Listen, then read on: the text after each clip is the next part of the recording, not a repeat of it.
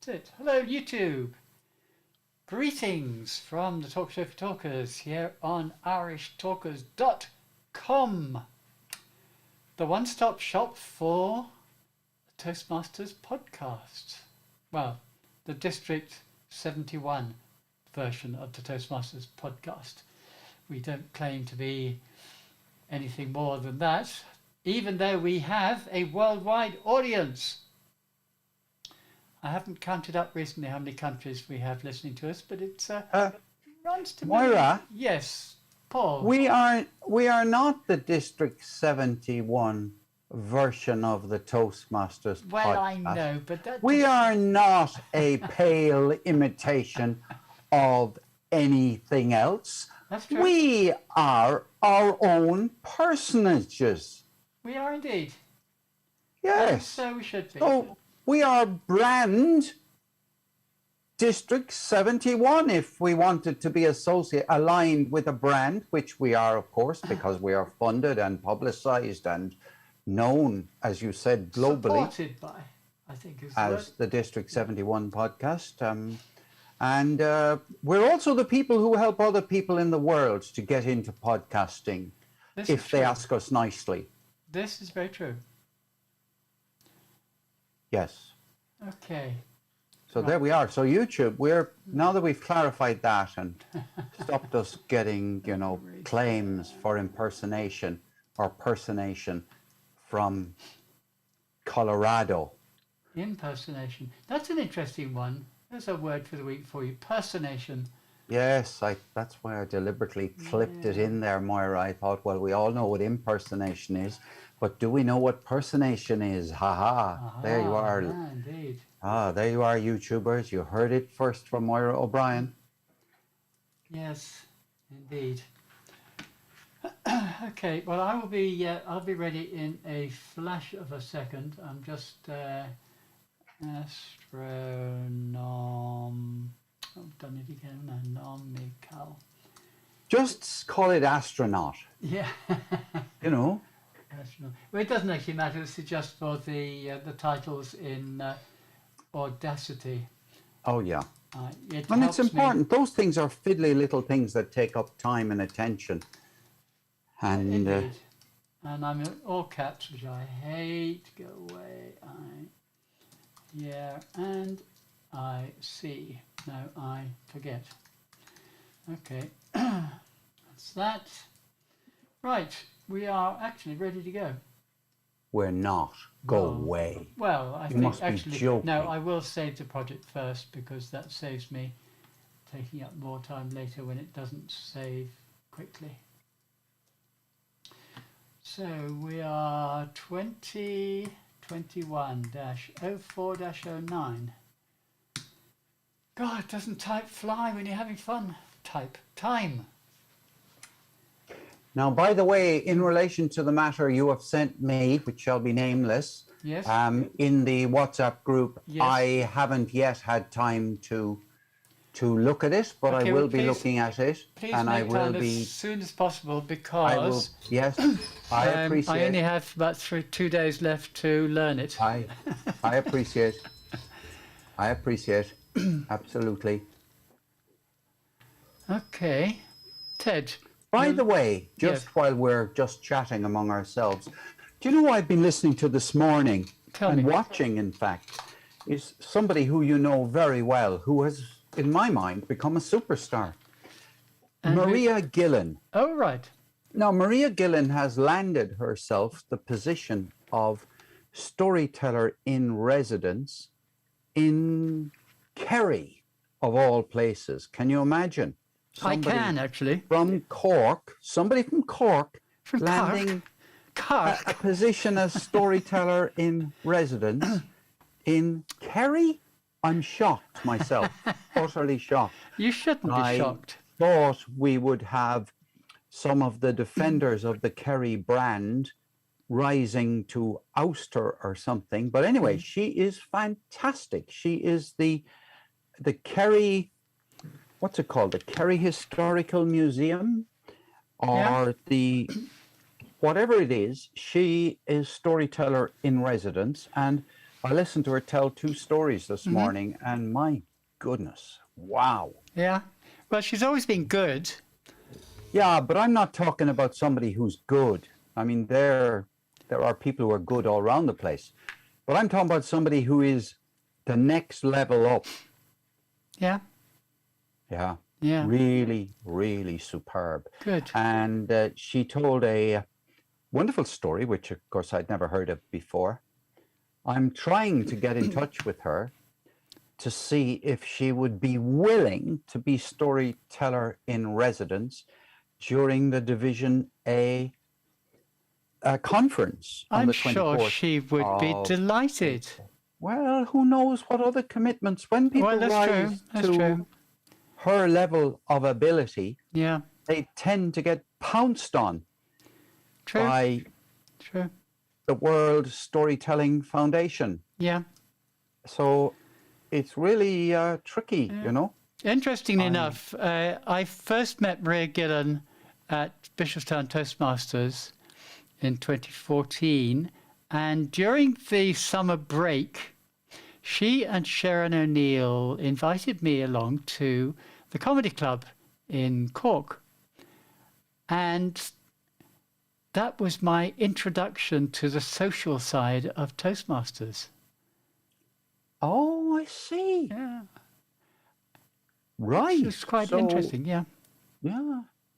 Now, I suppose you'd say I got to know Maria best during the time when she was in charge of the leader of the evening, what was it called? The evening entertainment, at the District 71 conference in Cork in the spring of 2018. Indeed.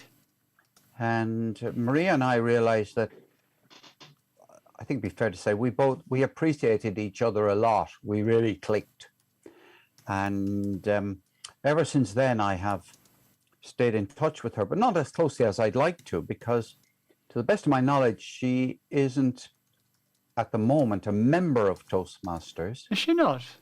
Well, look, Oh, okay. I haven't triple checked this, but I have, well, nobody's going to watch this anyway, and not all the other club presidents in Cork are going to watch this, and the vice presidents for membership in all the clubs but I'm going to try and see if I can get Maria to join Blarney Toastmasters. Of course, she has been to Blarney on a number of occasions. So. Oh, many times, Yeah. yeah. But well, I'm actually just about to look her up. I think she's risen to an exalted level now that she's a professional storyteller. So yeah. But, you know, she's a graduate of Toastmasters. We can at least claim that. Yes, indeed. And a terrific example of what somebody who has a focus, sticks to it, puts herself out of her comfort zone.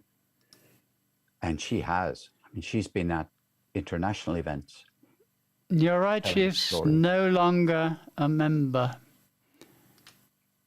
But, you know, that just means that she may have taken a break for a while, and she may be now well, it's ready. 2018. I better say no more, because it's unfair to publicly speak about somebody and reveal that you're going through. But she's a fantastic person. And she was a member of Republic of Work, well, a guest speaker at Republic of Work. Kerry Writers Museum, Moira. Kerry Writers Museum. I'm looking at the Facebook notification. So yeah, she's there. I wonder, listeners, have a look at Kerry Writers Museum. Yeah, do interested. See, it's because Maria is a storyteller par excellence. There's no question about that. She's always been up there. There've been a few very good ones in Toastmasters in Cork. The ones I think also are very good. William Fitzgerald. Yes. Really fine storyteller. Yeah, I agree. Sharon O'Neill is very good. Yeah. Who else is very good? Yeah. Oh, well, no, there are others who I think may have been in Toastmasters once upon a time, like, who's that man from Cork who's probably the best known storyteller? From Cork. From Cork, he's very funny. Ted would know him, I'd imagine. But now, have we got a show with a visitor, or are we going to do? I'm waiting for Gavin. I'm waiting for Gavin to log in. No. I was positive that I had sent him the email a fortnight ago, the address. Yeah. Yeah. And Have I you? just got a message from there to say he's waiting for the link. But I okay. sent it on to him. Did you send it to him today? I just sent it to him there. No, but I sent it to him a fortnight ago. Oh yeah, but that's But he must have forgotten that. yeah. The trouble is, you know what it's like, Ted. When you get an invitation a fortnight ago, you can't remember where you put it. Yeah. That's what happened. And I had to be on to him through LinkedIn. Oh yeah. So he might be looking at emails and stuff. Yeah. LinkedIn's funny. No. I don't know about other people, but I only ever look at LinkedIn when somebody sends me a request. Yeah, well, I sent him an email and a LinkedIn there now. Yeah. What about a WhatsApp? He sent me his number as well. What about a WhatsApp message? Mara, Yeah. if I give you his number, will you send it on to him on WhatsApp? No, he's Now here. don't. Yeah. He's Yeah. here. Don't broadcast it here, though. No, I'm just going to mention it here tomorrow. He's here. No, don't. Oh, There he is. Okay, right. Hello there. There he is. Hi, Gavin. Gavin, would you like to tilt your Hi, Gavin, screen a little apologies. bit so that your head goes a bit higher up in the screen? I'm just going to adjust my camera. Hang Yeah. on a second. Oh, Find this the right link. Gavin sounds very professional. Well, that's just being a Toastmaster, you see. You can sound sound professional. What was I going to do? I think it's our first time meeting, Gavin. Forgive me if we've met 20 is. times. Good. Don't think. Good. I need to change your name, Gavin, by the looks of it. You're not Kathy. Guest.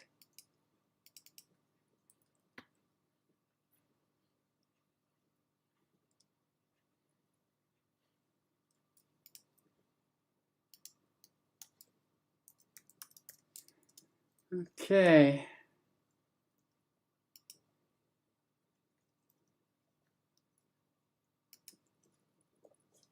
Paul, your audio is slightly peaking. Yeah, well, do you have auto levels on Zoom set?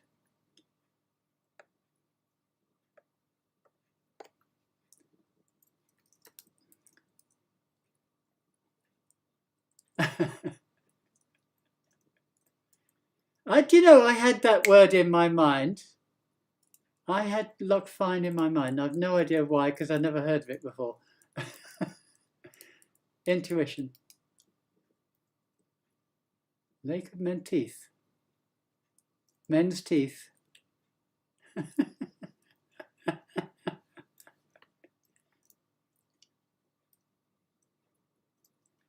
Erudite.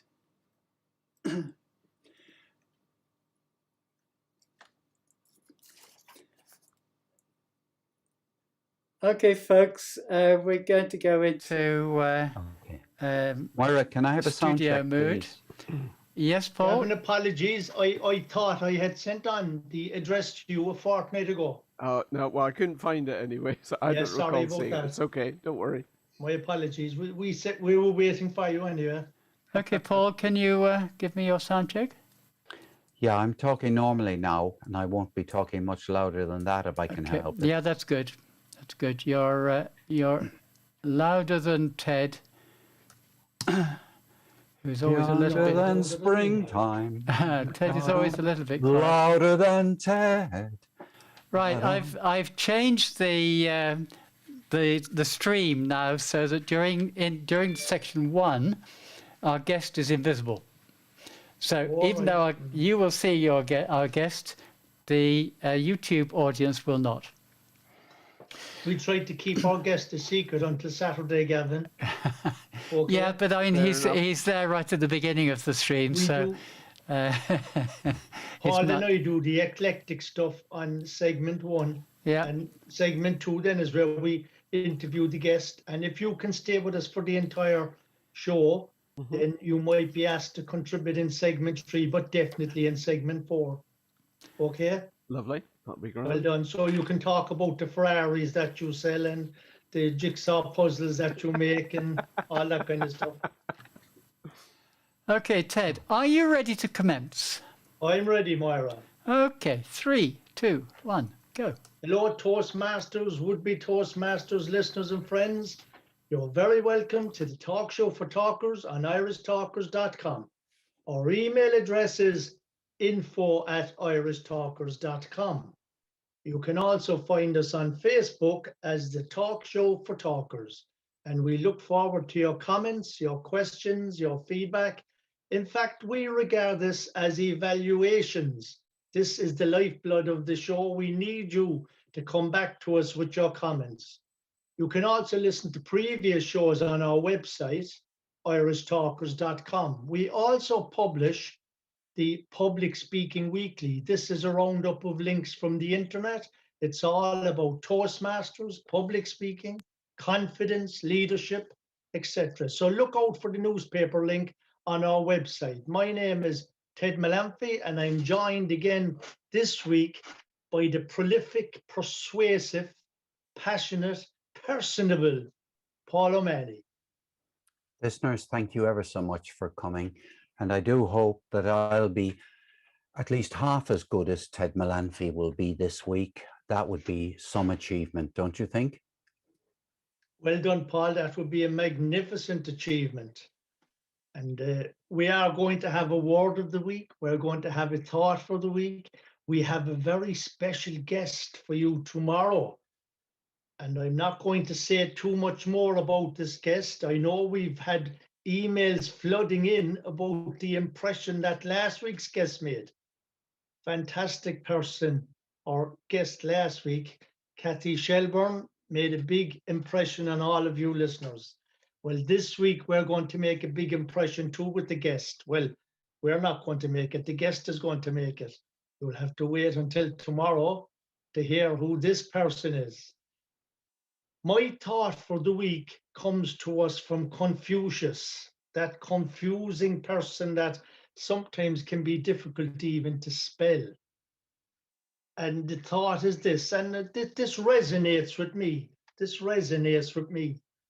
I hear and I forget. I see and I learn. I do and I understand. I think that is the mantra of Toastmasters. So I hear and I forget. I see and I learn. I do and I understand. Mr. O'Malley, your comments, you're shaking your head. And you're muted.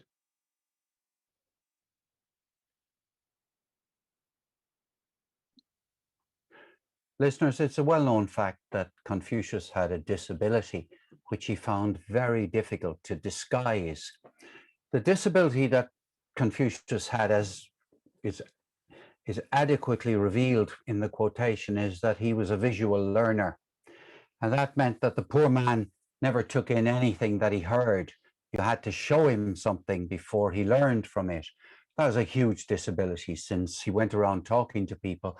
They made no impression on him, and all he learned was from things he saw. So that was a real weakness Confucius had, because to say I hear and then I forget is devastating news for those of us in Toastmasters who do actually listen to what other people say. When you listen to people, you learn from them. That's my experience. But Confucius never paid any attention to words that came out of anybody else's mouth except his own. And I have that directly from his second cousin, twice removed, who married the great squared grandfather of my mother-in-law.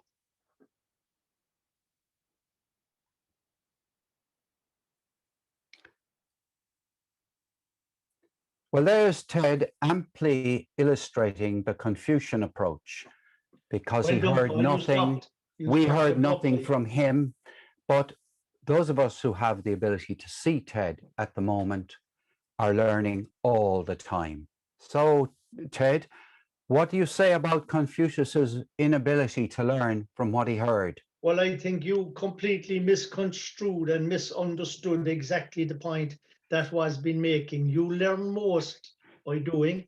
It's subliminal, particularly in Toastmasters. It's not that we read it. It's not just that we hear it, but we also do it. And that's how we learn. You learn by doing. I So I see. think that was very apt from the perspective of Toastmasters, Paul. Well, of course it is. If only Confucius hadn't started off what he was saying by saying, you speak and I hear nothing. What did he say at the beginning of that quotation again, Ted? He said, I want to know, I'll have to check what he said. Exactly. You see, Ted didn't listen to Confucius. He just watched Confucius. And No, consequently, I was just what demonstrating to you. What did Confucius say? Come on. He said, I hear and I forget.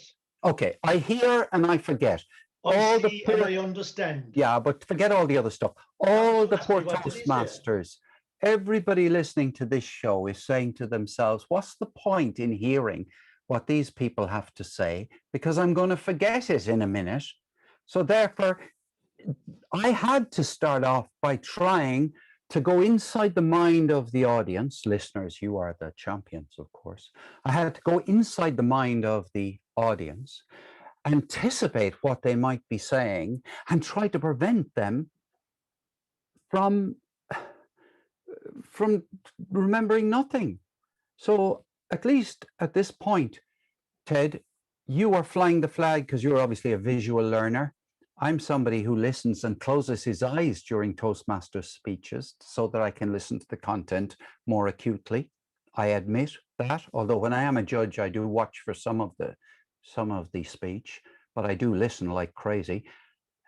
So basically, Confucius, if we had a collection of judges at the International Speech Contest, all of whom were relatives of Confucius and, chipped off the same block, we'd have a problem because all the winners would be people who did body language, huge body language, and who told us to pick up a pen and throw it up in the air during the speech. But what would happen to the rest of us? Of course, I'm pulling your leg, Ted, and I'm... No, Paul, you've given a fantastic testimonial for Toastmasters, because all our listeners so far can remember exactly what I said when I quoted Confucius. I hear and I forget. I see and I understand. I do when I make ice cream. Because for the simple reason that when you're a Toastmaster, one of the things you practice is to have the correct words to be able to get the audience to listen. Nobody listened when you were going on there with your confusion about Confucius. Whereas I said a lot less than you, but people heard what I said. Well, I've committed an astronomical faux pas for which I will castigate myself. The faux pas I committed, Ted has just illustrated, and it was astronomical, not because it related to astronomy and to all those people who go up into the night sky, but because it was enormously large, or indeed inconceivably great, the boo-boo that I created. So astronomical is a handy word of the week for you listeners. And that's what I'm doing, illustrating how you can easily turn a small mistake into a humongous problem by using the word astronomical instead of minuscule. Minuscule, of course, being the antonym of astronomical. Now, astronomical is spelt A-S-T-R-O, astro, N-O-M-I-C-A-L, nomical, astronomical. And the word entered the English language a long time ago, didn't it, Ted? Certainly, Paul. Absolutely. Which century would you say the word 18th century, I'd say, was it? 18th century. Well, Ted, I have good news for you this week. Good news for you this week. You're 2 centuries out So Also, that's 20th not a century, bad so. not a bad guess. 1551, the word astronomical entered.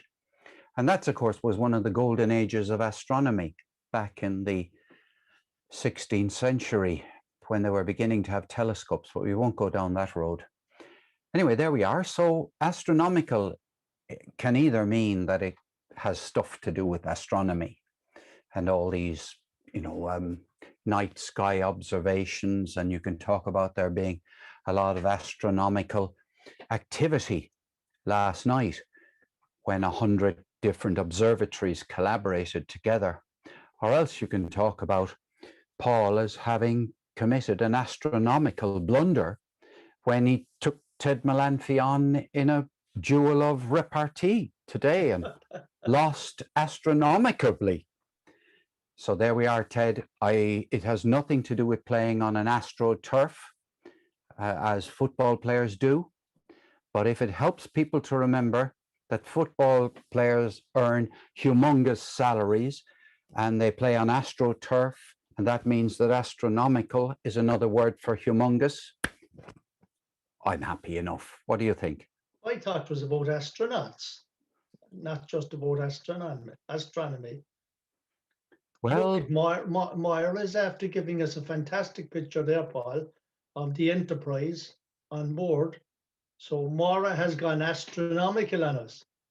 that's brilliant, because the Starship Enterprise, as opposed to the talk show for talkers Enterprise, seems to have longevity. I wonder which will last longest, the talk show for talkers or the Starship Enterprise. Well, that's a lovely segue into wrapping up this first segment. And we hope you'll all come back again tomorrow, because we have a very special guest. And of course, in segment 3, Paul will be leading a team of judges for the area, the division, the district, and the international speech contests. So you'll have to listen to that on Sunday. So come back to us tomorrow and you will meet this fantastic guest that we have lined up for you on Saturday. Bye. Well done, Ted. Thank You're you, in good sir. form today. Good form today, Paul. I obviously took on the wrong guy. I know you didn't.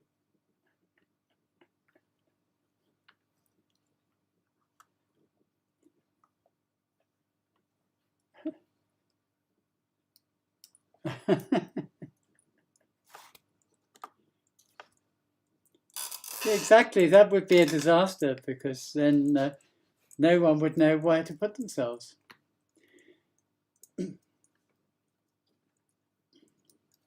I'd,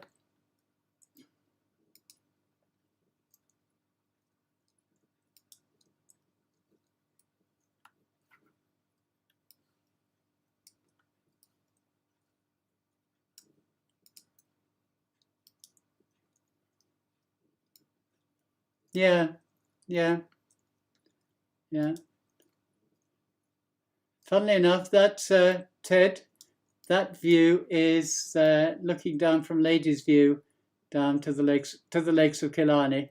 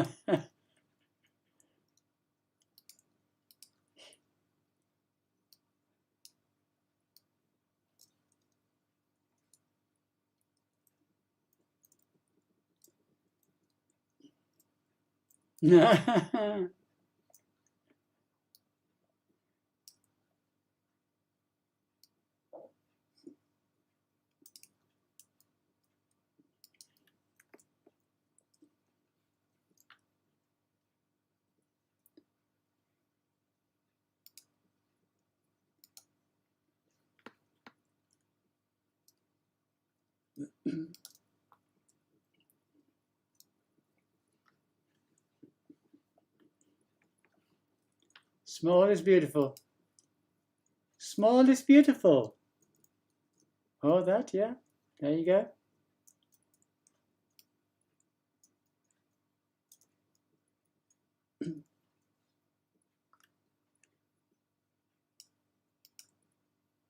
Uh-huh. angler, and himself and his twin brother, amongst many other people, used to go fishing during the fishing season to the lakes of Killarney every Sunday, and every probably the weekends as well. But he did tell me that on when he and my mum, my dear departed mum, got married, they spent their honeymoon in Killarney. And he said to me, "You're the biggest thing I ever took out of Killarney." Because I and my twin sister, so we were twins of twins, or twins of a twin, were conceived in Killarney. He said I was the biggest thing I ever took out of Killarney. I couldn't have been that big because between the two of us, we only weighed 3 pounds. So I'd say he caught many a trout heavier than that. But that was my Okay. claim to fame with regard to Killarney. Right, children, can we have some attention, please? Gavin, could you try and keep yourself in the center of your picture? Yeah, The reason sorry. being that on this Sorry. stream, I crop you down, and if you're not in the center, you sort of look like that. Okay. Yeah. Okay. I now thought it was me, Gavin, because I'm inclined to rattle around on the seat here, you know. Well, we know you're a rattler, Ted. So let's So can we go. crack on then? Let's Shall go we crack on? to the interview Yeah, now. crack on, crack on. Yeah. Okay. Let me get to the beginning of the next segment. And Ted, 3, 2, 1, go. Hello, Toastmasters, would-be Toastmasters, listeners and friends. You're very welcome to segment 2 of this week's offering of the talk show for talkers. And I whetted your appetite yesterday because we have a special guest this week. This guest comes to us from District 91, a very good friend of Antonia Harrison, and comes highly recommended. This gentleman's name is Gavin Milka. Is that the correct pronunciation, Gavin? It's close, Ted. It's Meikle. Meikle. Oh, that makes a difference. I was completely wrong. That's okay. Meikle. It doesn't sound Scottish, is it? It is. It is actually. If you go back to the Scottish dictionaries, you look back to the poetry of Robert Burns and things like that, the word appears. And I always tell people that it has, when I looked it up, it had 2 meanings. One was large and the other was great. And I knew which one I prefer. I like it. I like it. Well done. Well, that's lovely. That's lovely. It's, you know, my own name, actually, Melampi, is an unusual name in this part of the world as well. And it goes back to the 4th century in Ireland, the old Melanic clan. So we might have something in common. Oh, you never know. You'd never know. So that's interesting. So, We- Gavin, we what's could be the, related. what club are you joined? I'm a member of 2 clubs at the moment, quite close by. Solent Speakers in Fareham on the south coast, and Spinnaker Speakers in Portsmouth, which is about 20 miles away. Oh, very So good. so both on the coast pretty much. Yeah, well, I suppose Spinnaker would tell a lot. All right, you'd know. There is a bit of a clue in the name, yes. Excellent. And how long have you been in Toastmasters? I looked back a while ago to check on the Toastmasters site, and I joined Solent Speakers in 2007, but I actually was a member of Guildford Speakers for a couple of years. Must have been about 2004, 2005, and then I moved and had a gap, and then joined Solent Speakers. So I guess I've probably been about 16 years probably in total. Oh, well done. Sure, you're oozing with Toastmasters, so very well accomplished. They can't get rid of me. That's the thing. Well, that's the thing about Toastmasters. Once you're in, you're in. Even if you do take a break, you can come back again. That's the beauty of it. Yeah, Because absolutely. life gets in the way, you know. Mm. And you probably know, Gavin, that what we do is we ask our guests 5 questions. Mm-hmm. You'll never know when the 5 questions are going to be thrown at you, because I'm already after asking you a couple of questions, but they wouldn't necessarily fall into the bracket of the 5 questions. And this is the interesting thing about it. And where the magic happens is in the answers that people give. Mm-hmm. No two Toastmasters will give us the same answers. And that goes from the chief executive down to the Toastmaster who only joined last week. Mm. So that's what makes it very interesting. So what brought you to Toastmasters? Well, I was at the time I'd been had a corporate career, been in the pharmaceutical industry. So I used to say to people, I started off life in industrial solvents, but then solvents stopped doing it for me, so I moved on to selling drugs, but legally in the pharmaceutical industry, and spent about 20 years in the pharmaceutical industry before I set up my own business and went solo. And it was at that point that I joined Toastmasters. I was a trainer, so I was doing a lot of stand-up presentations, and I thought I'm a pretty confident speaker. But the thing I was worried about was getting, sloppy.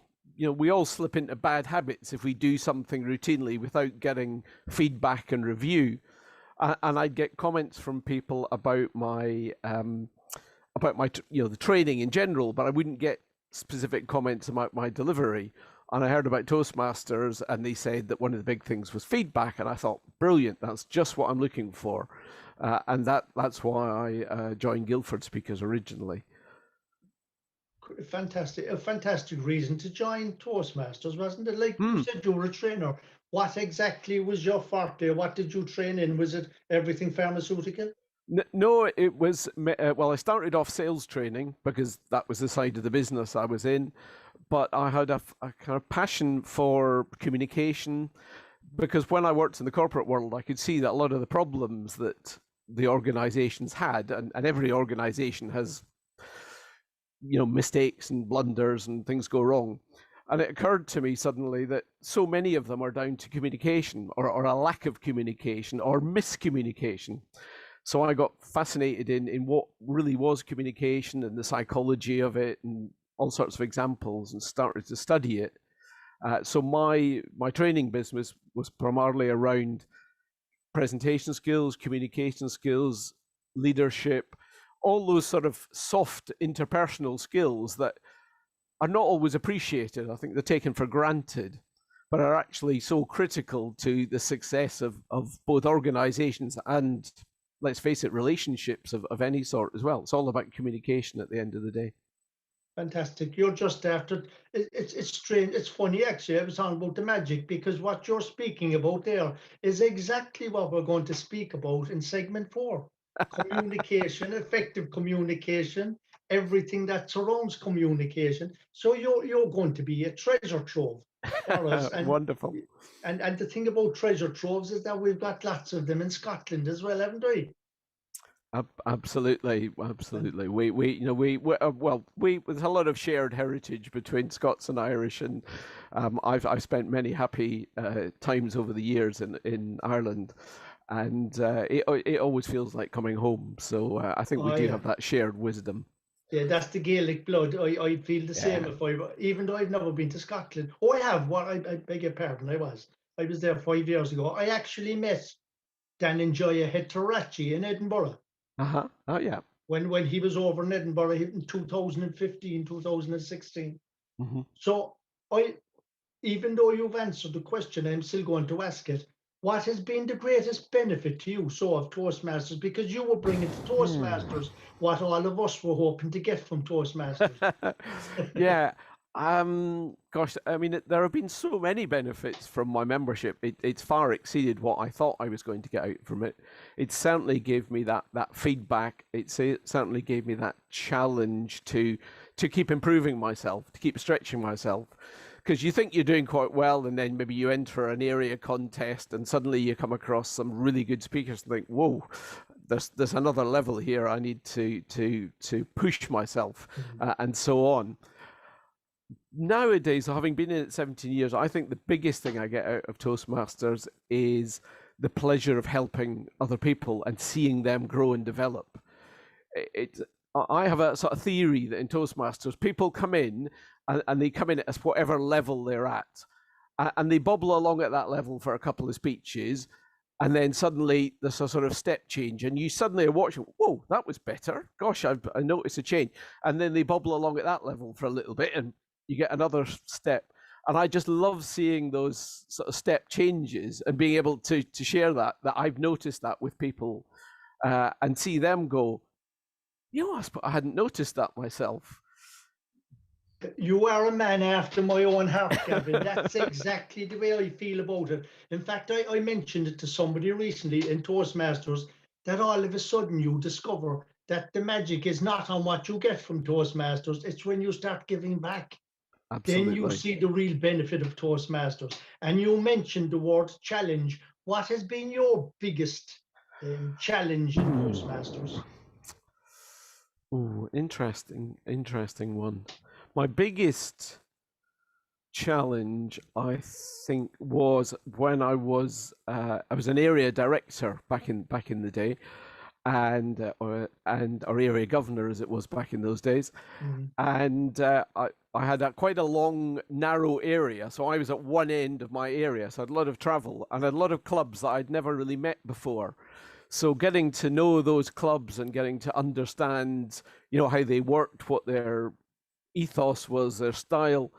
Because one of the things I believe is that, in Toastmasters, each club has its own flavor, its own take on the Toastmasters model.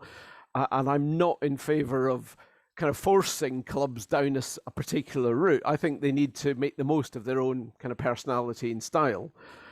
Just the same way as individual speakers have to make the most, find their own natural style. So it was getting to understand those clubs and then be able to see, maybe suggest areas that they could improve upon, but also to be able to steal basically ideas that I could take back to the other clubs that I knew as well. So just that having that responsibility for nurturing and supporting the other clubs was quite a challenge, but immensely fulfilling. In fact, it was so fulfilling that at the end of my year, I was really looking forward to going back to visit those clubs again. And then I was suddenly told that there'd been to understand those clubs and then be able to see, maybe suggest areas. Hello? Yeah, fantastic. And if you could, what would you change about Toastmasters? What would I change about Toastmasters? The one niggle I have with Toastmasters, certainly, I can only speak from my own experience, is that I get frustrated that as people go up the levels of the organization, the things like the Distinguished Club program and things like that they put a lot of pressure on the clubs and the areas and so on down there to get their rewards in, and so that we can become a distinguished area or distinguished division or distinguished district. And I always think at the end of the day, we're a member-led organization, and most of the members in the clubs couldn't give two hoots whether they're in a distinguished area or a distinguished thing. And they would rather be a distinguished club, let's say. And so they might want to carry over an award, in June through July because they've hit their target. But there's a lot of pressure pushed down onto the area directors. And that's one of the things just niggles with me. I mean, I understand the reasons for it, but I think it goes against a little bit the grain of being a member-led organization. But that's just my that's a very interesting insight. I'd say you'd have lots of people who would agree with you. Well done. And what keeps you coming back to Toastmasters? It's just that every meeting is different. Every speech is different. I'm always learning something either about the people who are speaking or about the topic they're speaking about. It's like the best TV channel in the world. It's always interesting. I don't think I've ever been to a Toastmasters meeting where I've gone, well, that was really boring. Whereas I've sat down and watched TV on many occasions and thought, well, that's an hour of my life I'm never going to get back again. And I don't think I've ever had that experience in Toastmasters. Yeah, you're so right, Gavin. They were fantastic. I loved those answers again. And it's been an absolute pleasure speaking with you about your Toastmasters journey on this week's Talk Show for Talkers. Well done, Gavin.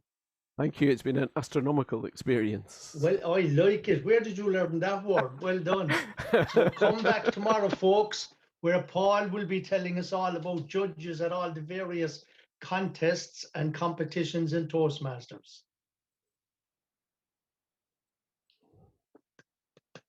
Well done, Gavin. That's great that you weaved that word in as well there. Not at all. Not at all. It's always the challenge. And I'm certainly looking forward to segment 4 now, where we can talk about communication, because I know your business is around communication, isn't it? Very, Yeah. very So much so. you teach people and you give them the wherewithal of how to communicate effectively. Yeah, well, just trying to get people to think about it a bit more deeply, Yeah, and excellent. because when you find out when you think about how complex communication is in reality, and how many course. things that go, sometimes I think it's amazing we actually communicate at all. Yes, it's a good point. It's a good point, because sometimes you could be a fantastic communicator, but if you use the wrong words, Yeah. and they can be misconstrued, and you have to Yeah. know, as we say in Toastmasters, you have to know your audience. But if you're Yeah. speaking to somebody who you're not quite sure of, those words can be misconstrued, Yeah.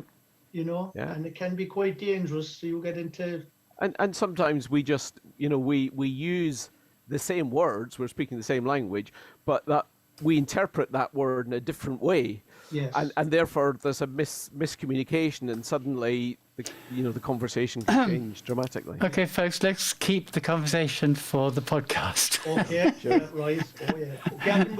I should have mentioned that you actually, when you realise you're not, but we're also on YouTube Live. Sorry about that. That's okay. I should That's have okay. mentioned that to you at the start. Ted, Yes, Paul. just one thing. The title of my segment or my episode is Leading a Team Oh, right, of right. Judges. So it has nothing to do with contests. Okay. And it also has to do with leading a team of judges as opposed to being a judge. Yep. Okay. So it's very precise because it's actually all going to be about the role of the chief judge. All right. Okay. So it's, Interesting. which is not often referred to as the leader of the team of judges. Okay, Ted, would you like to re-record then your outro for the last segment? Oh, I will. Yeah, just to, Oh, because I did note as you were saying it that wasn't anything like what Well, Paul had what Paul. wanted me to say. Let me just play it back. Thank you. It's been an astronomical experience. Well, I like it. Where did you learn that word? Well done. So come back tomorrow, folks, where Paul will be telling us all about judges at all the various contests. Okay. See, it is definitely not. Where Paul will Hold on, let me find your. count me in there. So Yeah, I just need to find the beginning. come back tomorrow, it's about leading a team of judges. folks. All right, you've said come back tomorrow, folks. So you're going to carry on from there, okay? So you've said come back tomorrow, folks. When, and now you're going to say when Paul, etc. Okay? Okay. 3, 2, 1, go.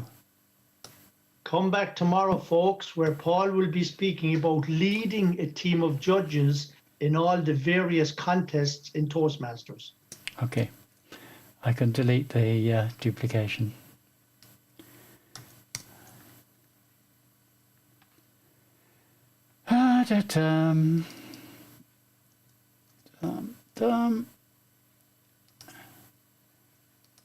Come back tomorrow,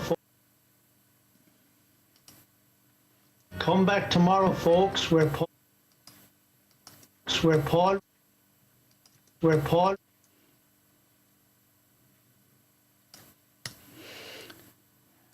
Come back tomorrow, folks, where Paul will be speaking about leading it. Okay, I couldn't cut you out of the first bit because Gavin was laughing over you and I wanted to keep that laughing, which is why I said start from when Paul will. Yeah, always listen to what I'm saying, Ted. Just because I said it differently, Maura, doesn't mean I wasn't listening to you. Did you hear what I said, what Confucius said? I hear and I forget. Yeah, I know. I know. Tell me about it. Okay. So, Ted, you're going to introduce Paul. Yes, please. Okay. 3, 2, 1, go. Welcome, Toastmasters, would-be Toastmasters listeners and friends. we're coming to the bit that we love. Everybody, the amount of emails and texts and letters we get on this gentleman every week. And I always think that I was the star of the show, but Paul has been slowly but surely taking it over. It gives me great pleasure to present to you again this week for segment 3. What a way to spend a Sunday afternoon with listening to Paul O'Mahony. And this week he's giving us all about what chief judges have to do. Paul, over to you. Are you in the middle of Toastmaster speech contests? Are you involved in any way? Are you a speaker? Are you a contest organizer? Or are you one of these people who waves your hand at this time of the year and says, I'll let the others all get on with it and I won't even go to the speech contest? Well, look, I want to talk about a thing today, which is a skill which you get in Toastmasters, which you experience at every single contest. So it's there waiting for you to have it. And it's the skill of leading a team of judges. Now, you don't get that phrase, team leader of the judges in Toastmasters. It's not used, but it's a synonym for the chief judge, because the chief judge does a number of things which clearly mark them out as a leader. First of all, the chief judge is responsible for gathering a team of judges. The chief judge selects the judges. And if somebody offers themselves as a judge to a chief judge, and a chief judge thinks they're not quite the right person to be judging this particular contest, the chief judge has the prerogative, the authority to say thank you, but no thank you. So the chief judge is both literally, according to the rules, but in real life is the leader. However the team is selected, let us just go along with the idea that the chief judge has picked the judges. How on earth are the judges to be molded into a team that will be able to work together? Now, it's possible that some judges think of themselves as isolated individuals, purely there to make their own individual judgment, but they're not. Because the big moment that judges need to be prepared for is the bit of teamwork when there's a protest. If and when there's a protest, a group of judges need to work together to resolve the protest and come to a decision, and that is definitely teamwork. So if you start from that perspective, the chief judge, whose job it is to coach everybody on how to deal with protests and everything to connect it with them, how to do the judging, etc. We'll come back to that in a minute. The chief judge needs to approach the task as a leader that is preparing a group of people to do something terribly important, to work together under time pressure with a lot of scrutiny involved in it. So number one, the leader has to select the team. The team isn't really a group of individuals, isn't really a team until they've all come together and had a meeting. And the meeting at which the chief judge gets cracking on with the job of getting the team to bond is the briefing. Now, the top class chief judges don't wait until the briefing in order to build the team. They work in the chat, work in the WhatsApp group, they work in the pre-briefing welcoming of the judges, preparing them for the work, making sure they have all the things they need. And that all is part of the work that's done maybe over 2 or 3 days before the briefing takes place. In the briefing, there's a whole lot of things all of the team need to understand. There's, of course, the very important matter of, are you all eligible to be judges? And that's a team thing, because you're either in the team or you're out the team. And you may well have people who have to leave the team at that stage. And of course, the chief judge has to do everything possible to make it possible for somebody to leave the team without losing any face, So there's a whole raft of skills to do with how do you handle the interpersonal dynamics in a situation where somebody isn't eligible to be a judge and didn't know it until they were asked a specific question. Then there's the question about the standards that the group of judges are going to use in order to judge. They need to be people of integrity.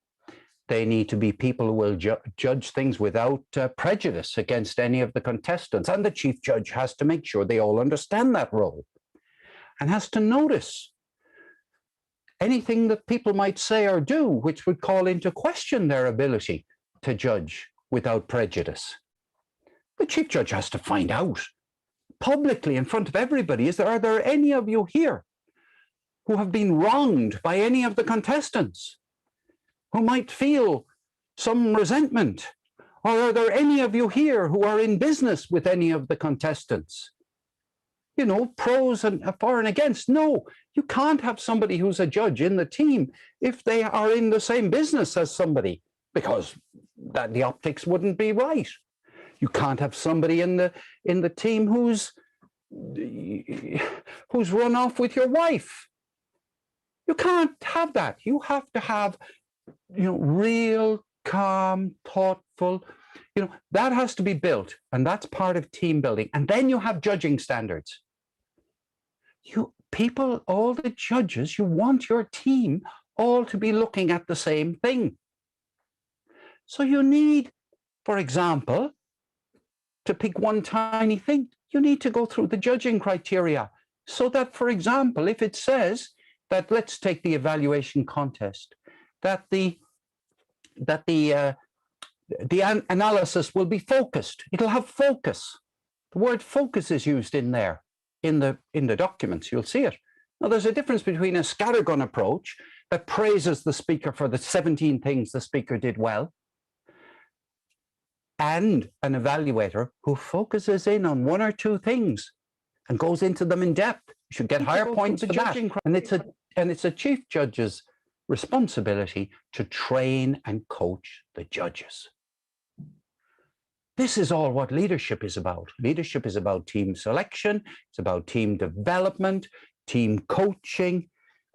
And we get to things on the day that need to work, the mechanics of passing votes around the place, but the briefing needs to be clear. And the leader needs to be certain that the people in the team have understood. How do you do that? By getting them to tell you what you've told them they're meant to do. That's basic leadership skills. And then you get to the very complex matter of dealing with a protest, where leadership skills are absolutely critical, because the leader leads people into the right frame of mind and understanding where they can make a decision. The leader of the team doesn't make the decision. The judges make the decision. The leader frames the situation such that the judges know what they're meant to do. Now, you can see how in that situation it's critical for all the judges to understand the rules. So the chief judge has to have laid down the law dealing with a protest, where leadership skills are absolutely critical, because the leader leads people into the right frame of mind and understanding where they can make a decision. The leader of the team doesn't make the decision. The judges make the decision.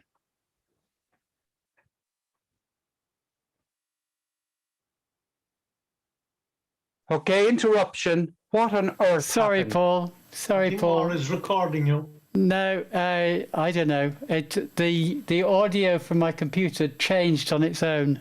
I was listening to the stream on my headphone, on my... Okay, how do we headphone. fix it? How do we fix it and go back and complete it? Yeah, just give me a couple of seconds and I will... The leader frames the situation such that the judges know what they're meant to do. Now, I you can thought we see were doing how a in bit of that ventriloquy, situation Paul. it's critical for all the judges. Okay, I got to go could back hear further. words, but I couldn't see them Where out. Your lips leadership- So moved. can you shush, please, Ted? Because I've got to listen. Where the leader frames the situation such that the judges know what they're meant to do. Now, you can see how in that situation it's critical for all the judges to understand the rules. So the chief judge has to have Okay, so that's where it. So the chief judge has to have laid down the law. So the chief judge has to lay down the law. That's your beginning, Paul. Okay. Yikes. Count me in. Yeah, we'll do. Just a second.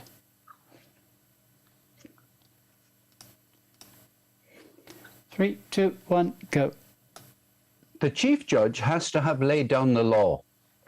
The chief judge from the get-go has to have insisted that every single one of the judges has read thoroughly and taken in everything that's in the rules, so that there is absolutely no doubt that all judges are expected to be familiar with the rules when they go into the decision room in relation to dealing with the protest. And a chief judge really has responsibility for making it possible for somebody who's not prepared to do that to leave the team and not be a judge without losing face. And a great interpersonal skill to have, to be able to say to a group of people in a Zoom room, if there are any of you who are not committed to reading and haven't got the time or the opportunity to read these rules carefully, print them off and have them in front of you, by this time tomorrow, please put up your hand, and it will be just lovely to thank you very much and say goodbye to you, because that's an absolute necessity. And you can't be a judge unless you've read the rules. So all of these are leadership skills that are required because the work is so important on behalf of the contestants. So let me stop at that point, because it's a team leadership role, isn't it, to be a chief judge. It is not simply, I've got to read the rules and know what they are so that I can repeat them.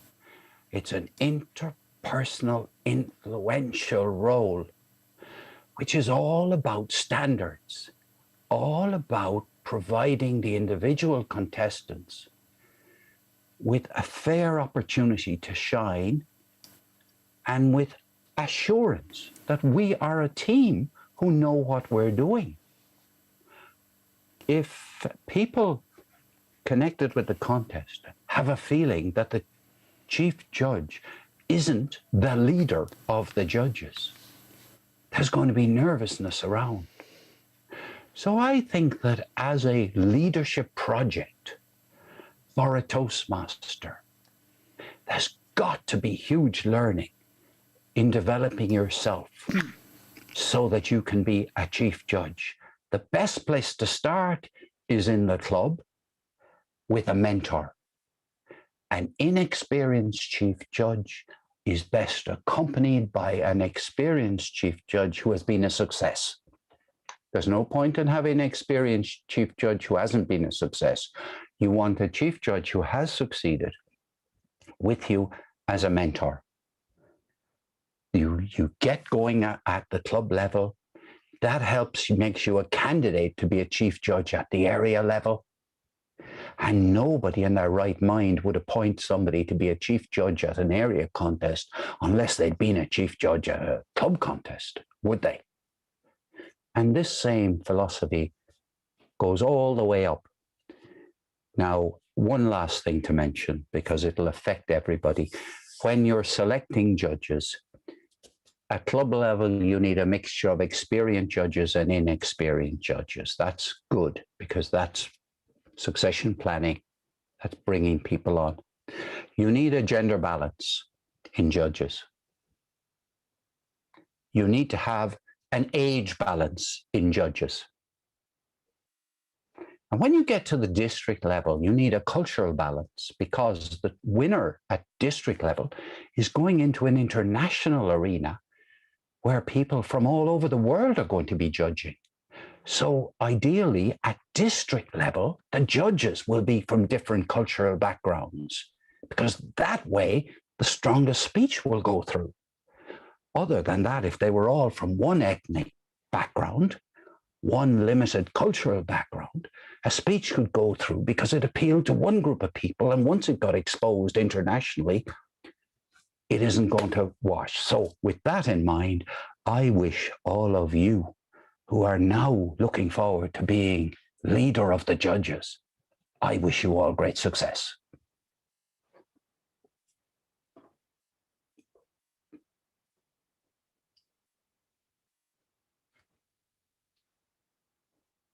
Well, Ted, aren't you going to give an outro?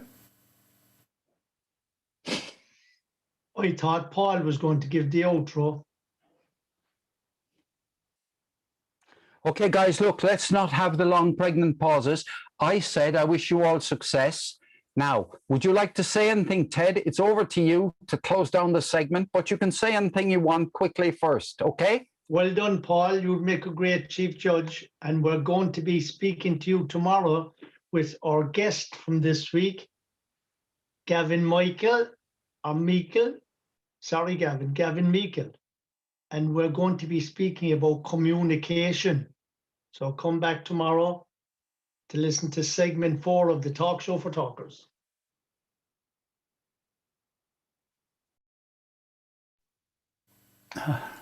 And Paul, you would make... Fantastic. Excellent. Yeah. Paul, sorry, Yes, Maura. Ted. No, not just Ted.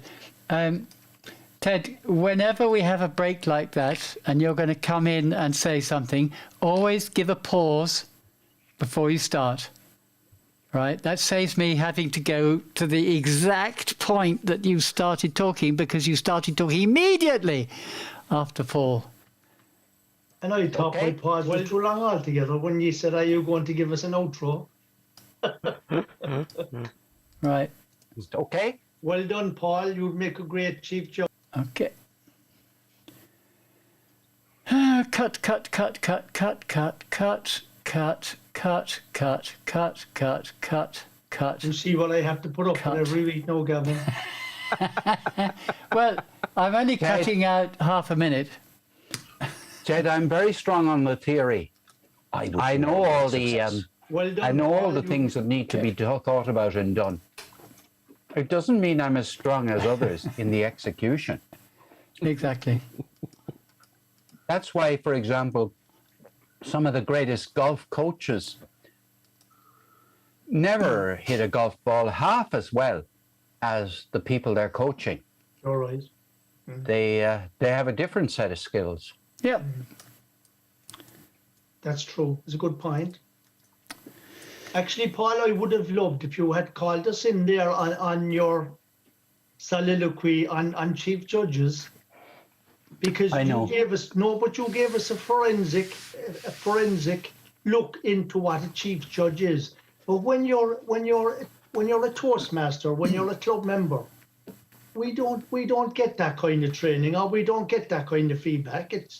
But that's why people have to listen to our podcast. Very rarely given in Toastmasters. You're just asked, would you like to be the chief judge? What's the chief judge? Read the book. Exactly. You know? Would you agree with that, Gavin?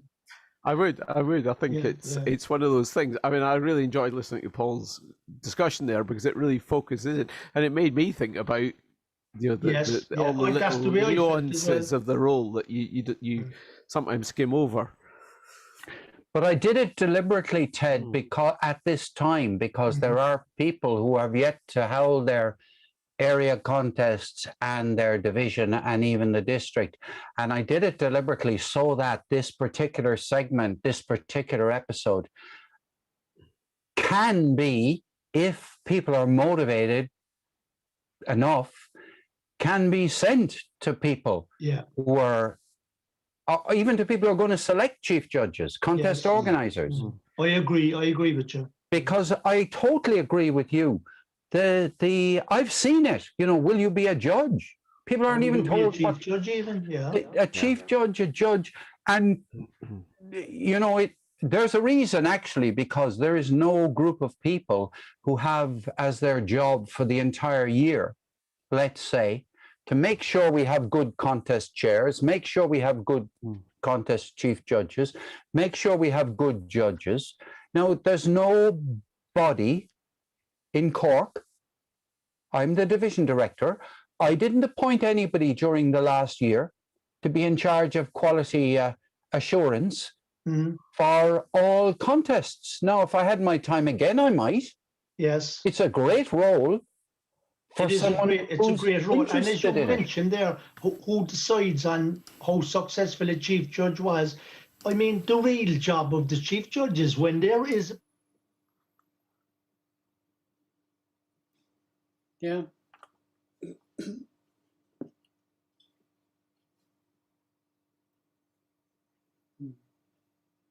Yeah.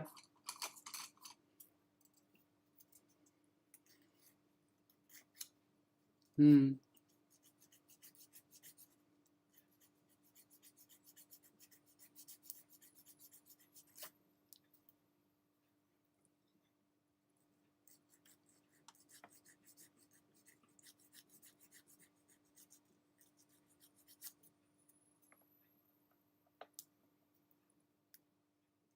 Hmm.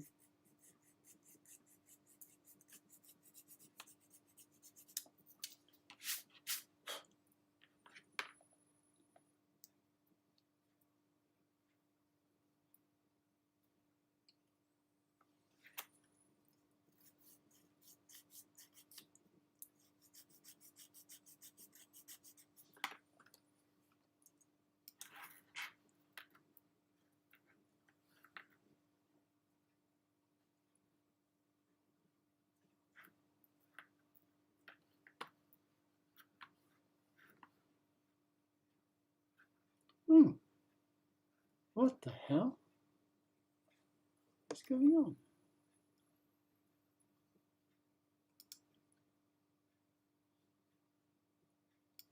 Find any topic at all in Toastmasters, there are not too many that we haven't addressed. There That's a are good some at point, the yeah. international level. Yeah, Like how to you're right. become- And I'd like to ask Gavin. Gavin, have you ever been chief judge? I imagine you have been. I've been a chief judge, but I've never had to deal with the protest. Yeah, see, that's interesting. And it's only this year one of our area, I think it was area contest, we had a protest because there is this new rule that's come in that you in the evaluation contest that you cannot refer to a previous speaker. Yes. And one of the contestants made because I was in the audience for this contest, they did make a reference quite about the middle of the speech, a very, very small reference. Okay. They weren't even aware of it really, but one of the judges raised it, so I believe, and obviously they had to go through the interesting. Yeah, process. that was an interesting one. Because there was a time actually. Although I suppose if you think about it, particularly with the evaluation contest, the contestants, how could they make a reference to what one of the other contestants had said when they wouldn't have been in the room? It must have been a speech contest. Or maybe speech, because there was a time when the individual involved, I think, was in both contests. That's why I was getting mixed up. Okay. Yeah, it must have been the speech contest. No, but what's interesting about that is that we were told before that it's a good thing to refer back to what someone else said. Yeah, yeah. You know? It used to be. It used to be. I mean, certainly at club level, I think we've tended to, you get more brownie points, as it were, if you're able to incorporate something in. Just like if you were speaking at a conference and you were able to refer one of the previous speakers, not in a detrimental way, but in a building on what they've said, that would be showed you'd been listening and paying attention. But it's you're so right. Yeah. Focus like of the contest. It's like something. I think it's a lovely trick, or it's a lovely thing to be able to do. Yeah. If you're asked a table topic and you refer back to what everybody else said. Yeah. Oh, kudos for that, Yeah.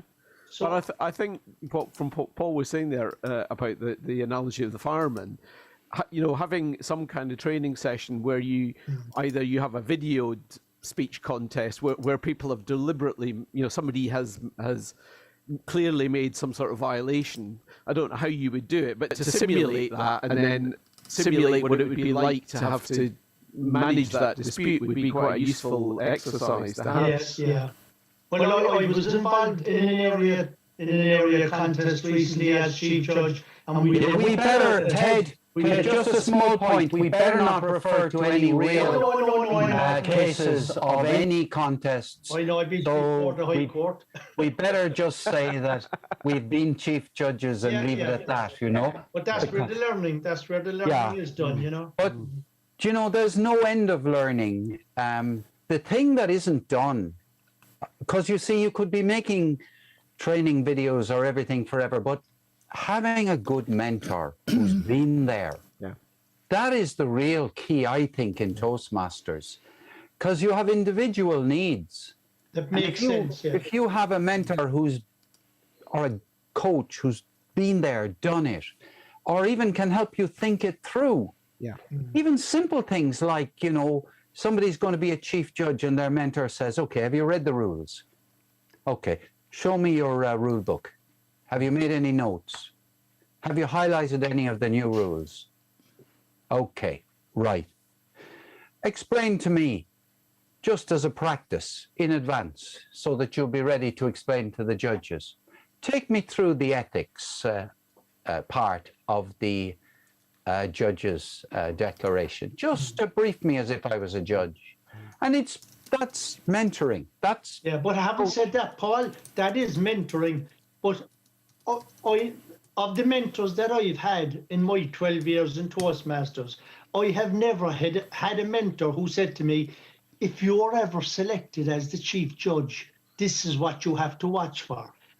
They're telling me how to give the speech, how to write the speech, the kind of words, the pauses, how to smile, how to...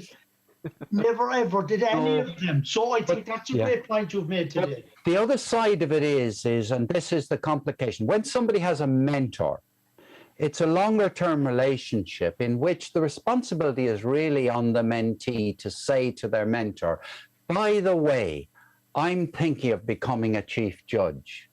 Will you help me? Because there's so many things the mentee might be thinking of doing.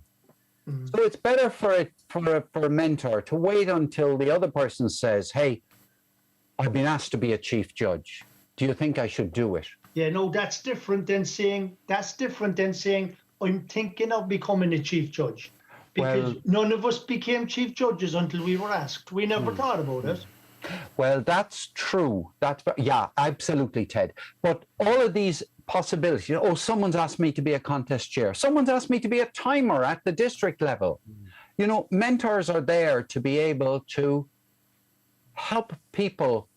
And if they could say, look, I've never been a chief judge. I'm not the right person, but I do know somebody who's done it before. I'll get you. Mentors there to put you in touch with other people.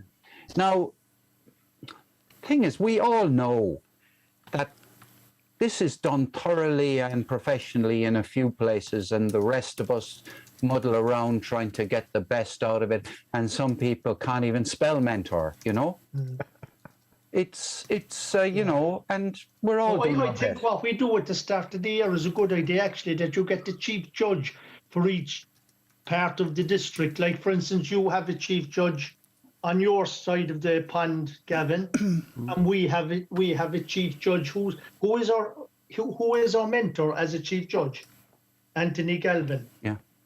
Anthony Garvey and myself ran. Anthony Garvey, sorry. Yeah.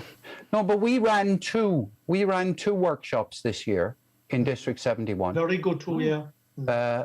For contest chairs, contest organizers, and chief judges. But it was a drop in the ocean, So this little piece of audio. Yeah, it is very good. Paul, what I find very interesting is, as the chief judge, and Gavin, you'll appreciate this also, as Paul will, because Paul was chief judge when I was one of his judges, the amount of material that you have to send on. There was 7 or 8 different pieces. There was the rule book, then there was the contest that you were judging. And then there were the new rules as well, and the breakdown of the rules and the explanation. Fantastic stuff. Okay, folks, shall we press on? Go ahead, Mara. Paul, will you call us in for segment 4? So I will, of course. Just Yeah. hold on. Let me have a minute now to get my head in order. Okay, I will, I think, publish this segment as a separate video on YouTube because it might be worthwhile. yeah, Yeah. so I think it's a good Yeah. idea. That'd be very good, Moira. Yeah. Gavin, just so I don't mispronounce, is it Mikkel? Yes, that's Mikkel. correct. Mikkel. Mikkel, right? Okay. Yeah. Okay. The easiest way to remember it is to think of it as me kill. It's not very positive, but it's the only thing I it's could a think of. good way, yeah. I also have to remind myself it's not a German word. You see, if it was a German word, it would be Michael. Exactly. So Mikkel. Anyway, okay. Look, that's fine. Great. Okay, I'll bring us in then. Okay, start concentrating again. Okay, Ted, Paul, 3, 2, 1, go. Welcome, listeners. Welcome to the Talk Show for Talkers today. And remember, you can contact us on irishtalkers.com. That's our website. You can send us a message at info@irishtalkers.com. But today we got something very, very special. We've got two men for you who are going to talk to each other about big topics that really matter. So we have the wonderful Gavin Mikkel, who's here from Scotland. Doesn't live there, but he tell you what, I promise you a Scottish accent. And we got Ted Melanphy, who, as you heard earlier in the week, if you were watching the show live on YouTube, was conceived in Kerry and born in Cork. So over to Ted Melanphy and Gavin Mikkel to talk about something very big and intriguing. What is it, guys? What are you going to talk about? Thank you, Paul. I'm going to pass over to Gavin now because Gavin is going to wax lyrical about everything communication. Gavin, I'm going to go straight to you and you tell us how you got into the business of communication. Mm-hmm. Well, Ted, it was when I was at work, fairly junior roles. I worked for two different companies, and both of them were quite big companies. But at least, like anything, they had problems and issues. And somehow, I don't know quite how it happened. It suddenly came to me one day that a lot of those problems, that the root cause of them was a communication breakdown in some way or other. Sometimes I think it was deliberate miscommunication, that people would withhold information, as happens in organizations. But more often than not, it was accidental. Either people thought they'd told somebody something and they hadn't, or they'd explained it in a way that they understood it because they had been focusing on it for weeks and months, but the poor person receiving it, it was brand new to them, and they'd got a little email or a message, or back in those days, a telex even, to say, I'm that old, to say that, this is the thing, and you've got two sentences and a whole raft of information. So it set me on a journey of exploring what communication is and what can go wrong, and how can we try and avoid or minimize those risks. Superb. And when you said organizations there, the thought going through my head is even between two people or even in a household, because you could have selective listening because I'd be saying things to my wife and she doesn't hear what I'm saying, or she's hearing what I'm saying and she doesn't want to hear it. I couldn't possibly comment on that. Yeah. And what's the name of your company, Gavin? My company is Interactive Presenting and Influencing. So I run workshops and do one-to-one work with people on lots of different areas. It's more on public speaking and presentation skills these days, but I work with another business mentor, and I come into some of his sessions to be the kind of expert on the communication skills side of things. Very interesting. So in actual fact, outside of the communication skills that you already had, you're certainly leaning on all your learning in Toastmasters as well. Oh, absolutely. I mean, it's a great... well, when I was at work, I was a salesman and I was meeting the same customers, several times in a year, I would try out one approach, and if it didn't work, I would think, well, next time I see him, I'll try something different. And I looked upon work as a bit like a laboratory. And I think Toastmasters is exactly the same. It's a fantastic, safe place to try out different things about your speaking skills, but also your leadership skills, so that when you have to make those decisions or to use those skills in the real world, in a really important, significant situation, you've had a bit of practice and feedback on it. Yeah, superb. And you mentioned a lovely phrase there, when I was a salesman. Dale Carnegie says that we're all salesmen, and which we are, because irrespective, if you're in any type of a business, you're also a salesman. Yeah. I'm a trainer as well. I train in health and safety, and I train people in health and safety, and I pass on the knowledge that I have and some knowledge that other people would have given me. And I use all the things that I've learned in Toastmasters to make it more enjoyable. Consequently, I'm never out of work, because all the different companies will ask me to come along and present this course and that course. It's wonderful. And I think the other thing is being able to communicate that knowledge in a way that is relevant and acceptable to the particular type of audience. Because one of my pet hates is when somebody creates a presentation and they just do exactly the same speech to all sorts of different organizations, different people, and they don't try and tailor it to make it relevant. And I think, in training and in any form of communications, if you pitch it at the wrong level, people will just switch off, and then you're just wasting an hour or a day of your time and their time if they're not engaged. I have to agree with you. And Simon Sinek has some very nice things to say about that. I was watching him last week, and he was talking about one of the most popular hotels in Miami. And he said the first morning he went in, he spoke to this barista, I think, and this barista who was serving the coffee was so passionate about what he did. And Simon asked him, he says, "Do you enjoy your job?" "I absolutely love my job." And he said that influenced everybody else, because the leaders in that hotel were concerned about their employees, that they got the best of everything. He said he went to another hotel and it was the complete opposite. And consequently, that has a knock-on effect on the whole business as well. It's like when you, the opposite is when you're on the phone to somebody in one of these dreadful, you're waiting for somebody and you get that terrible music and this voice, this very insincere voice says, "Your call is really important to us." And you're sitting there thinking, well, if it was really important to me, you'd have more people on the phones answering them instead of this blasted machine. Yeah, you're so right, actually. And the music that they pick is horrible. It's something you'd never have heard of. You wouldn't get a bit of Strauss, or you wouldn't get a bit of Bach or anything like that. It's some stupid bloody music that would drive you mad. I think they want you to hang up. I think they do. They don't want you to talk to anybody. Yeah, their real message is your call is not really important to us at all. Yeah. So as a communicator and as the person that you are in the business that you're in, do you advise big companies about that sort of stuff? Yeah, sometimes.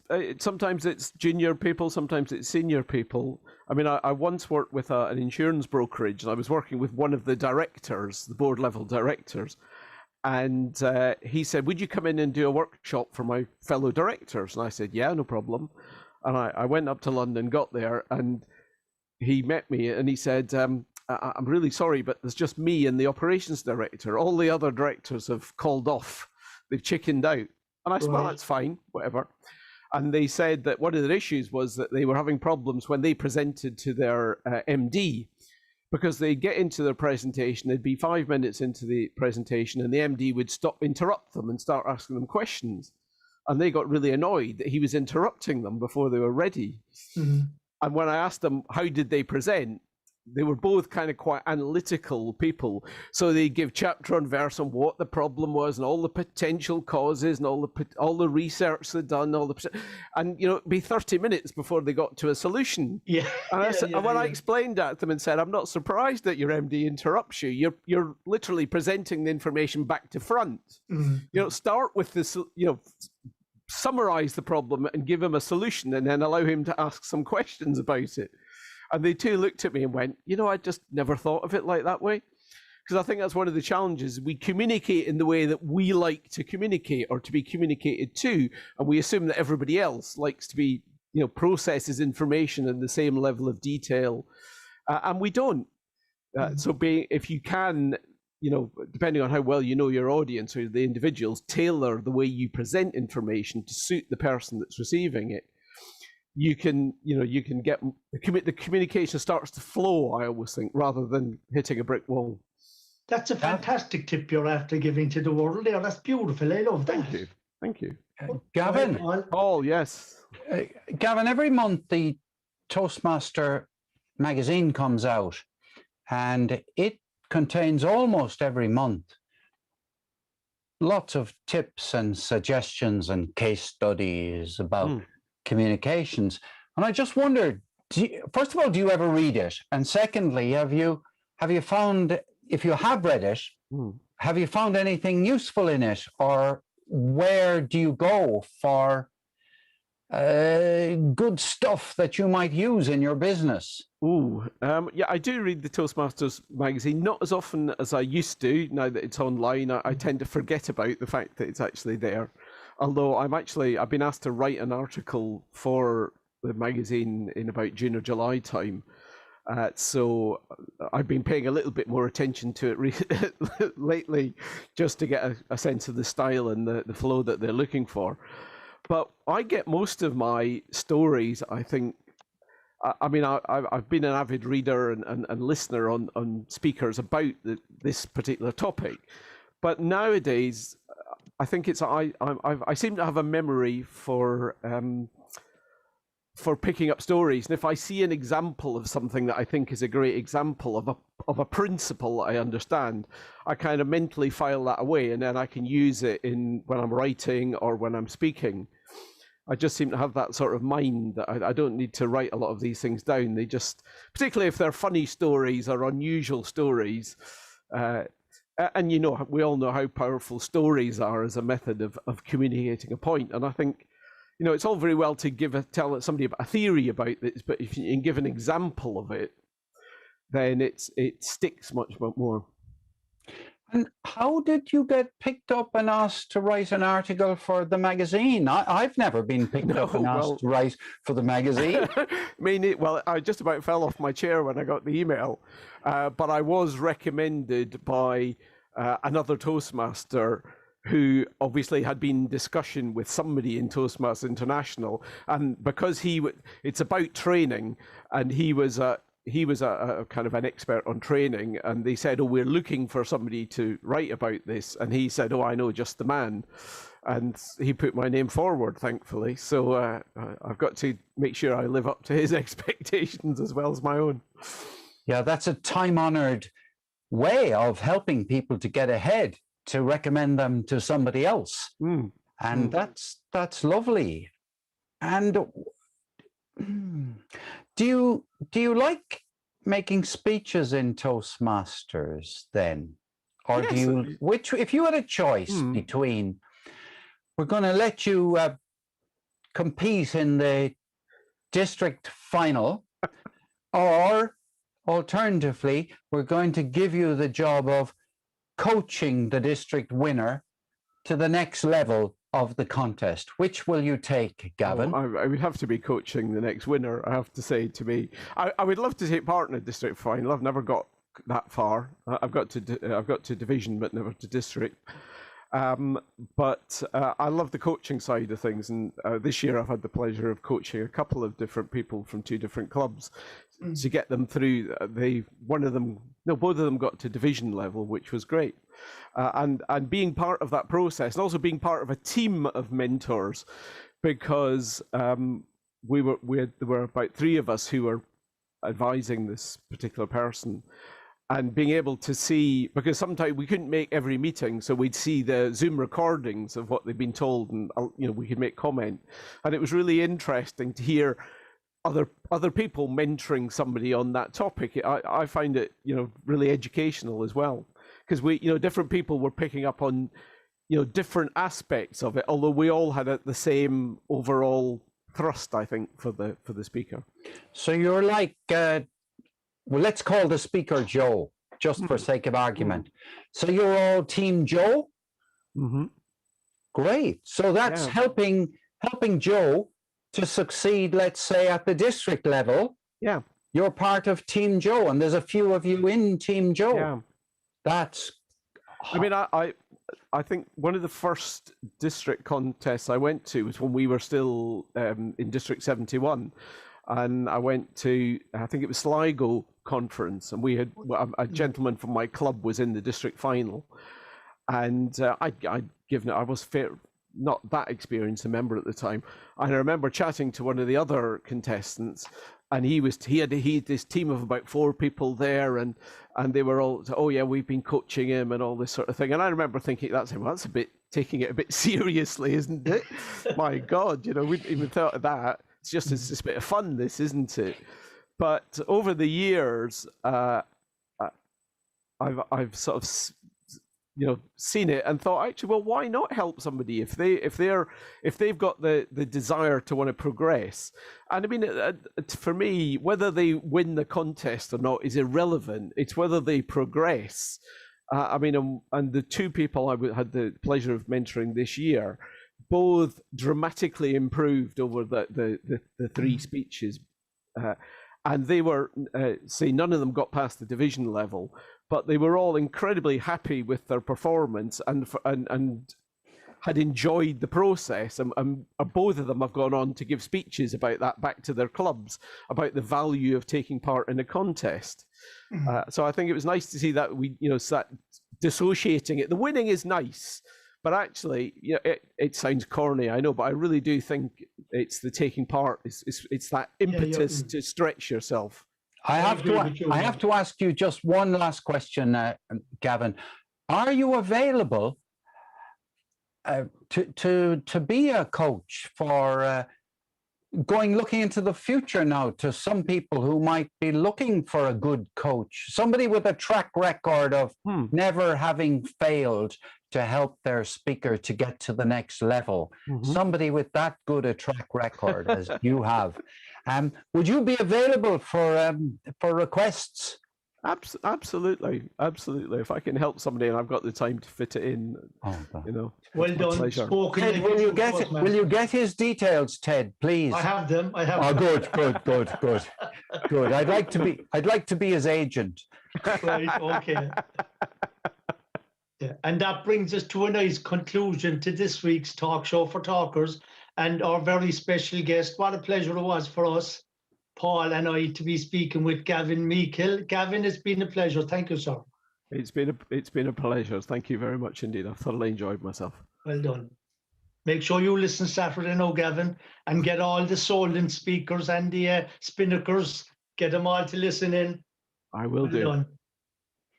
And Ted, you might like to talk us out then, to bring the whole show this week to a conclusion. Ted Melanphy. I thought I had actually. So Well, I stopped recording about 10 minutes ago. So no, I've stopped.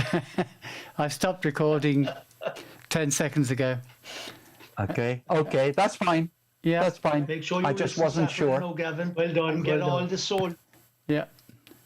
Well done, Gavin. That was brilliant. Thank you. Thank you. No, it was absolute joy. I mean, I knew it would be. You'll enjoy it, yeah. And even Gavin, when you really enjoy it, when you listen back to it, because when you're answering questions, even though you're giving fantastic answers, you don't actually realise what you're saying until you listen back to it. Or you'll be clapping yourself on the back, and all your pals will want to buy you a pint. Are the pubs open in Scotland? Not yet. They will be.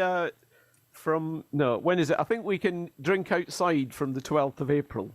All right, yeah. If all goes according to plan. According to plan. Well, you're well ahead of us at the moment with regards to the vaccines and everything, We're struggling at that stage, but otherwise we're doing very well.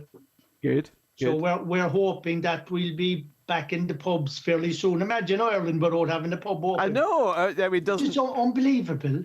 I saw a little cartoon during the week, and it was very apt actually, because we only allowed the pubs to open in this country on Good Friday in 2019. So the pubs were given permission to open on Yeah. Good Friday. Yeah. They always closed on Good Friday. But the ironic thing is that in 2020 they were closed, Yeah. and now in 2021 they're still closed. That's right. So, Yeah. Not fair, is it? God has his own It's way not of fair. getting us back. Well, Yeah. the first time I think I ever went to a conference, and it wasn't a Toastmasters conference. I used to be involved in an organisation called Junior Chamber, or JCI, Oh or yes, JC. yeah, we have that here too. Yeah. And my chapter in Dundee in Scotland was twinned with Dunleary chapter. Oh, good, And so good we to have. used to, they were hosting, well, we had the challenge that every year we'd have a joint meeting that we'd host and be on a theme. So Yeah. the club that wasn't hosting had to choose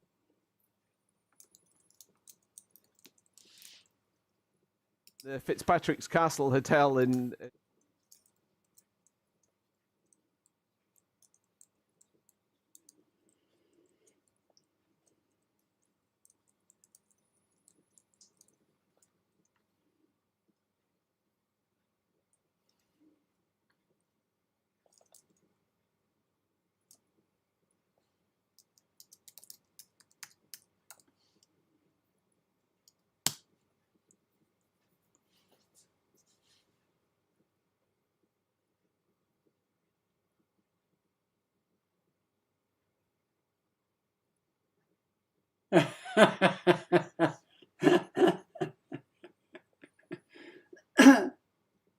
Yeah.